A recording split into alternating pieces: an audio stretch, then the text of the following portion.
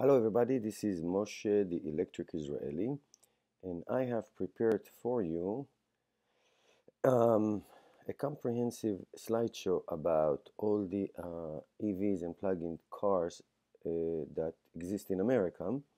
But when I say all, I mean those who are sold in large quantities. There are a lot of EVs and plug-ins in America that are not sold in big quantities, and I will not go over them.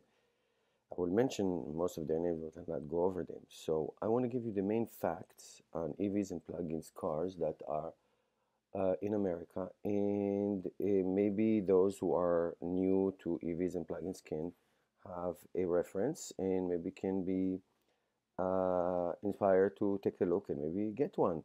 That's the idea of my channel. So let's get started. In no particular order, I start with the Ford manufacturing. Ford sells a lot of EVs and plug-ins cars. So here's the C-Max Energy. And by the way, the facts that I'm going to give is only for the base model with no options. You can go to the website and find the options and the different trim levels that you can configure. But I'm just giving you the very basic of every single EV or plug-in that I put in. So the C-Max Energy base price is $27,120. Um, it has a 2-liter hybrid electric powertrain. It's an eCVT, electronic controlled continuously variable transmission. It has a not too large battery, 7.6 kilowatt lithium battery. It does have a regenerative braking systems. They all do. It has a charging time of 2.5 hours and 240 and 7 hours and 120. It has an electric range of 20 to 25. I would say in real world it's maybe 15 to 25 in real world because I used to have a Ford Energy, the Fusion. The estimate MPGE, it's 104 city and 87 highway, and that is also an estimate. And you get $4,500 federal tax incentives. That's a very nice incentive to have. I took advantage of it 2 years in a row now with my cars. All right, the next one is the Energi, the Fusion Energi SE. The starting price is a little higher, 31,120. Again, same idea of the C-Max. It has a two-liter Atkinson cycle engine that has also, obviously, it's a regular engine and an electric motor.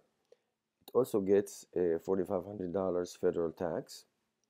I give you a little bit more information here. I took it off the website. It's 88 kilowatt motor. Again, 7.6 lithium battery, kilowatt hour battery. It has 21 miles range.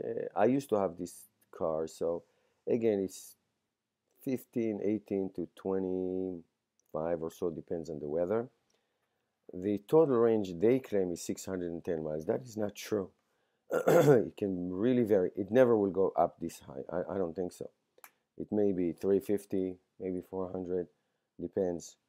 But it's not going to get this high. It's really, if you really drive really slow and whatever, it's just in real world, that's not going to be the number. It will go 85 miles per hour maximum. And just like the C-Max, it will charge 7 hours or 2.5 hours depending on the power source. So it's a very nice car, really nice car. I had it for a couple of years.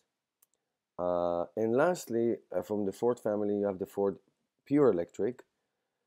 It has a 20,120 base price. So one speed, obviously, it's full electric. It comes with a 120 cord, like they all do. It has a 107 kilowatt electric motor, which is a little higher than the Leaf, for example, which is only 80. It does have a bigger battery this time around. It's 35 kilowatt hours liquid cooled lithium battery. Now, for not unlike the first generation of the Focus, it does have a fast charger, a CCS a fast charger, a DC fast charger, which is very nice. You can charge the car in like 20 minutes from zero, but it does give you the 120 and 240 direct current if you want. So that's very, very nice. The CCS is very nice. Okay, again, it has a 6.6 onboard charger, which is really great, really, really great. It makes a huge difference in charging the car at home if you have a 240. And it does take 50 kilowatt capacity of this DC fast charging. The numbers of the MPG: 118, 96, and combined 107 MPGe. The range, they say 110 to 130 miles, depends, it can be a little less in the winter, much more in the summer, but it's a good range. And it gets the full 7,500 federal tax incentives. One thing I can tell you about all the three Ford cars, the electric one, the Fusion, the Fusion, and the C-Max, they all are gasoline cars converted to be electric cars, which I absolutely hate. I had the Fusion. It's a beautiful car. It drives really well. There's no trunk size at all. They just shove the battery in the back of the car. These are all gasoline cars that became to be electric or plug-in hybrid. So even though they sell a lot, I just don't like any of them. And even though I like driving the Ford, I got rid of it as soon as I can. I didn't think I was like a newbie. I didn't know, so whatever. So I mean, I support all plug-in hybrid cars, but it's just a car that was not born to be an electric car. It was just it was just a makeover. Okay, the Leaf obviously is the most sold electric car in the world. Still, probably going to be overtaken by somebody else. It does have a base price of $30,680. Now it's a bigger battery. It's a 30 kilowatt hour. Mine is 24, and it does give you a range of 107. Average. Obviously less in the winter, much more in the summer. You can get to 120, 130 in the summer. It does have a 80 kilowatt motor. It does have a quick charge port, the CHAdeMO, which is incredibly convenient and big advantage over cars that don't have it. It does have a Nissan Connect navigation system and a mobile app that is a little bit slow. It does have a 6.6 onboard charger, which is great, and it does give you do get the 7,500 federal tax. So the Nissan Leaf is a pure electric, born to be electric car, has all the things that you will expect a regular car. It's a beautiful car. I love it, and I know that a bigger range car is coming soon, so that is fantastic. Can't wait to see that. Highly recommended. Chevy Volt. I also own a Chevy Volt. That's a plug-in hybrid, $33,220 for the base price.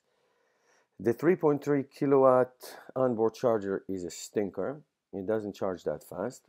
I mean, the Leaf, which has a much bigger battery, charges faster than the Volt, which has only 18 kilowatt battery. It does not have a fast charger, which is, again, another bad thing.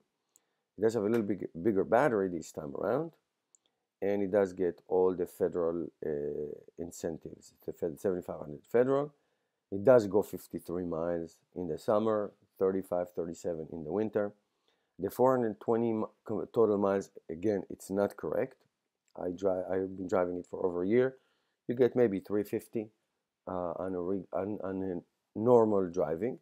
Again, if you plug it in and drive until you run out of gas. The 1,000 miles between fill-ups, that is true. It's even more. You can, if you have a normal commute for up to 40, 50 miles a day, you will put gas over 1,000 miles in between. So that is a true number. The 53 and the 1,000 are true numbers. The 420 is not. It's a very nice car. We absolutely love it. It's a great car. The Bolt just came out, $37,495 base price, 238 EV miles. That is true. I saw a lot of videos and testimonials that it is true. It has a 60 kilowatt battery, just like the base Tesla, for example. It gets in the entire $7,500 federal tax. It has a 240 32 amp charging unit, gives you 25 miles an hour of charge, and it does have a DC fast charger. The CCS gives you 90 miles in 30 minutes. It's not so great. That's not so great. Should be, in 30 minutes you should be able to charge most of the car from zero. So that's not so great. For some reasons, Bolt and Volt in charging and capacity is just not like everybody else. It's like they're like, whatever, we're giving you this car, so whatever. They're not fully into it. But again, it's two very nice cars, both of them, the Bolt and the Volt. I just picked up the Sonata. It's not a high volume seller so far, but just picked it up. 34,600. Gives you 27 miles of EV, 99 miles MPG, 39 miles, 39 to 45 MPG on gasoline. It does have a bigger battery, bigger than the Fusion, for example, 9.8. And it has a hybrid starter generator. I'm going to tell you something about it in a minute. It has a 2-liter 4-cycle engine. Here's a 202 horsepower, and has a 50 kilowatt motor. It does get the $4,500 federal tax, but the reason I put it in, it has an option to charge the car as you drive on the highway. You will spend a little more gas, but you can in 30 minutes recharge the car and then switch back to EV. That's a very nice thing. The Fusion doesn't have it, the Volt doesn't have it. This one has it. It's a very nice feature to have if you have long rides. I like that. That's why I put it in here. Here are the next generation Hyundai. They are out in Europe. They are going to come to America soon, the Ioniq. So they're going to have the electric one, the full electric ones, which will get 110 or so miles. Will get the full federal tax. The hybrid, which I don't review, but it's also coming up. And the plug-in hybrid, which will get the $4,500 federal tax. The hybrid do not get any federal tax at all. So I think the plug-in hybrid will also get maybe 25 to 30 miles of electric miles. But they are coming soon. They're underway. Here is a very interesting car, the BMW i3. Look at the starting price, $43,600 for the pure electric and $47,450 for the extended range. Very expensive car, very efficient. A 4-door, but it's actually a suicide door. You have to open the passenger and then the back door. It has the bigger battery this time, around 33 kilowatt battery. It does charge relatively fast. The extended range one has a two-cycle gasoline, like a motorcycle gasoline range extender, so to speak. It's a generator. It gives you more miles than the last one. It gives you 120 on a pure electric and 180 on the extended range. So that's a little bit better. And both cars obviously get the full federal tax incentive. I call this car really I'm so conflicted about it. I call it a stupid car. I'm sorry. It's just so expensive, obviously, because of the BMW badge. It's whatever. I saw it. I have a friend who drive it. It's just small. It's weird. It's not so functional for many things. It has skinny tires. I don't get this car. I just don't get it. And the price is so expensive. You get much more value in the Leaf than you get in this one, for sure. But obviously, it is a car that sells. It does sell. Okay, the next one just came out. The PRIUS Prime, 27,100. A great starting price. I have to say, the best out of all of them. Really great miles per gallon on the gasoline, 54, and 133 mpg. Good EV mile, 25. Not great, but good. 640 total miles. I will believe that. I don't know it for a fact, but I will believe that before I believe the Ford Fusion one, because it does have great miles per gallon. So it could get that one, but I don't know for sure. Has a 90 kilowatt motor. Nice battery, 8.8. I wish it was a little bigger, but it is in the trunk, which I don't like. It takes most of the trunk. It's not under the floor like in other cars. And oh, I'm sorry. I made a mistake. It's not 7,500 federal tax. It's 4,500. So we will correct that. 4,500, not 7,500 for that. So it's a nice car. I don't like the trunk, the battery in the trunk at all. But I do believe all the other numbers. I think it's a very, very nice car. I'm going to do a review on it soon. And of course, the big dog, the Model S and X. So I put the base price. So the cheaper Model S you can get is 68,000, and the most expensive is 134,500. And when I say most expensive, is with no option. So the 134,500 is for the P100D without any options at all. Same thing with the Model X, 91,350 for the base one, 141,350 for the P100D. None of them have any options. So any more options you put, you have to pay more. The smallest battery is 60 kilowatt. The biggest battery is 100 kilowatt D, which is the dual motor. The range is from 210 for the 60 and 315 for the 100D, but not the P100D, just the 100D. 315, that's very, very nice. The biggest advantage that Tesla has over all the other cars is, of course, the supercharging network, where you can travel across the country with no problems. That is a huge advantage. The second huge advantage is the 8-year unlimited battery warranty. That is another huge advantage. And the next huge advantage is the speed, 5.5 for the base model and 2.5 seconds from 0 to 60. Why would you want to go so fast? I don't know, but you can if you want to. And it gets the full federal tax credit. Now I want to show you, this is the sales for January, the first month of the 2017. You can see the top models are the Volt and the PRIUS Prime, wonderful, and the Chevy Bolt. So the Volt and the Bolt sold over 3,000 units. Tesla, not so much the first month, 900 S's and 750 X's. Leaf is going down and down and down. Everybody's waiting for the big battery to come. Ford is selling a lot. You see, even though it's not so much this month, but usually if you look at last year's, they sell a lot. BMW didn't sell so much that year. So all these other cars, the Spark and the ELR and the Porsche and the Mitsubishi and all of them, they don't sell a lot, and many of them are just compliance cars. They produce in small units.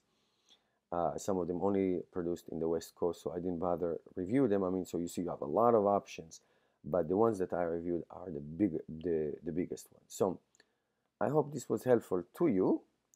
If you have any questions or comments, if I made any mistakes, comments, please put it down on on the comments, and please don't forget to subscribe to my channel and help me change the world one electric car at a time. Good day.